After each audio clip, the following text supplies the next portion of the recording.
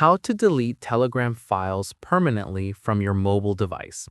This tutorial shows you how to clear all locally stored files and data through the Telegram storage settings on your Android device. First, open the Telegram app on your Android device.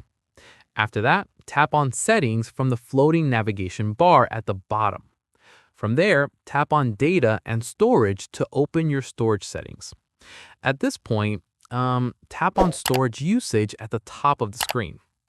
In the next step, you'll see a breakdown of all the files that Telegram has stored on your device, including photos, videos, documents, and more. Following this, tap on the three dots at the top right corner of the screen to open the Options menu. Once done, tap on Clear Local Database from the options that appear. From here, a confirmation prompt will appear asking if you want to proceed. Tap OK or Clear to confirm.